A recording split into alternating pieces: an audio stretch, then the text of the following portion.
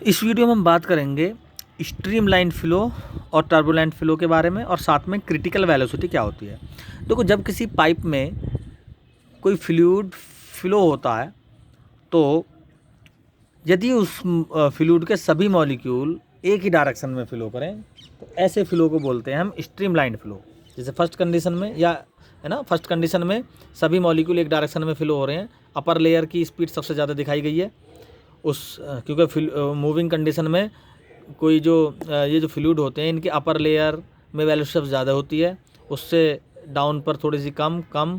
और देखो दूसरी साइड फिर अपर लेयर हो गई है, यहाँ पर फिर सबसे ज़्यादा वेलोसिटी और मिड में को आते आते ये वेलोसिटी कम हो जाती है। तो ऐसे फ्लो को स्ट्रीमलाइन फ्लो और लियोनार फ्लो बोलते हैं। ठीक है, अगर वेलोसिटी कुछ ज़्यादा हो जाए तो ये स्ट्रीमलाइन नहीं रहता बल्कि मॉलिक्यूल टेढ़ी मेढ़ी गति करने लगते हैं ना, जिगजैग मोशन शुरू कर देते हैं। जैसे कोई स्ट्रेट है तो कोई टेढ़ा है ना, अपने रास्ते से मुड़ गया। अगर इस तरह से मॉलिक्यूल्स टेढ़ी मेढ़ी पाथ पर गति करेंगे यानी जिगजैग मोशन में मूव करेंगे तो ऐसे फ्लो को बोलते हैं टर्बुलेंट फ्लो बोलते हैं। ठीक है, अब बात करेंगे क्रिटिकल वेलोसिटी की।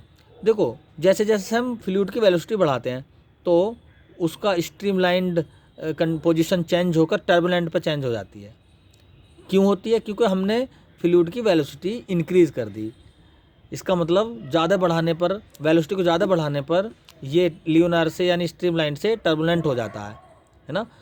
तो वो मैक्सिमम वेलोसिटी जिसमें किसी फ्लूइड की स्ट्रीमलाइन फ्लो मेंटेन रहे उस मैक्सिमम वेलोसिटी को बोलते हैं हम क्रिटिकल वेलोसिटी। अगर हम उससे थोड़ा सा भी ज़्यादा कर देंगे वेलोसिटी तो ये तुरंत किस में चेंज हो जाएगी? टर्बुलेंट पर चेंज हो जाएगी। ठीक है, तो ये क्रिटिकल वेलोसिटी कैसे डिपेंड करती है?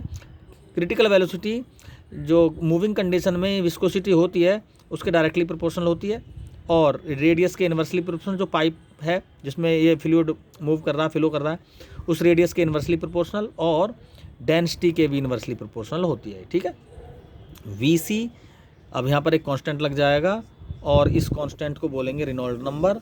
इस रेनॉल्ड नंबर की वैल्यू अगर कम होती है, इसकी होती है वैल्यू होती है अगर 0 से 2000 के बीच में होती है इसकी वैल्यू, तो समझो वो फ्लो कैसा है? Streamline flow. अगर 2000 से ज़्यादा है तो टर्बुलेंट फ्लो, 2000 से 3000 के बीच में टर्बुलेंट फ्लो रहेगा, 3000 से ज़्यादा होने पर इसकी वैल्यू तो ये फ्लो बहुत ज़्यादा टर्बुलेंट हो जाएगा। ठीक है, तो हम अब बात करेंगे कि भाई ये रेनॉल्ड नंबर को कैसे फाइंड करें। ठीक है, तो जब किसी पाइप में ये फ्लो होता है, स्ट्रीमलाइन फ्लो होता है, तो वहाँ पर एक तो इनर्शियल फोर्स काम करता है और दूसरा काम करता है फोर्स ऑफ विस्कस। तो इन दोनों फोर्स के रेशो को ही क्या कहते हैं? हम रेनॉल्ड नंबर कहते हैं। ठीक है, क्योंकि मूविंग कंडीशन में इनर्शियल फोर्स भी होता है और विस्कस भी होता है, तो दोनों का एक रेशो काम करता है इसमें। तो इनर्शियल फोर्स को लिख सकते हैं हम m/a और फोर्स ऑफ विस्कस को लिख सकते हैं ईटा a delta v upon delta x।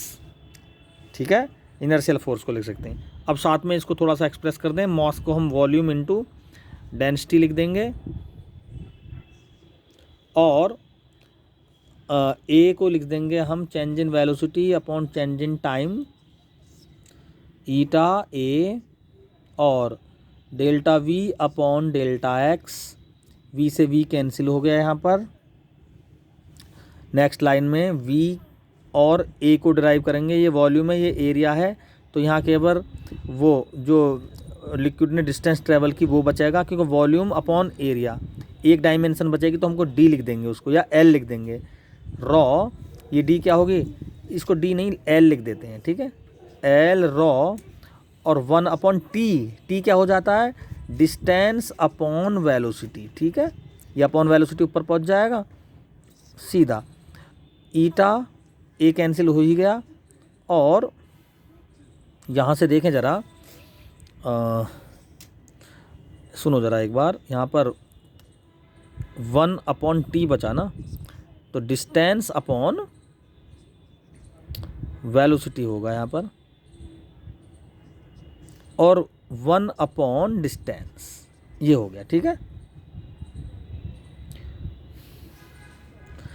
तो यहाँ से देखो डेल्टा एक्स से डेल्टा एक्स कैंसिल हो जाएगा और के की वैल्यू आ जाएगी rho L upon eta, v आ जाएगा साथ में अपॉन ईटा। ये रेनॉल्ड नंबर का फॉर्मूला आ जाएगा। रॉ ये डेंसिटी हो जाएगी लिक्विड की, एल पर्टिकुलर टाइम में डिस्टेंस ट्रेवल, वी यहाँ पर वेलोसिटी है, और ईटा मूविंग कंडीशन में विस्कोसिटी है। ठीक है, तो ये है रेनॉल्ड नंबर का एक्सप्रेशन। Thank you.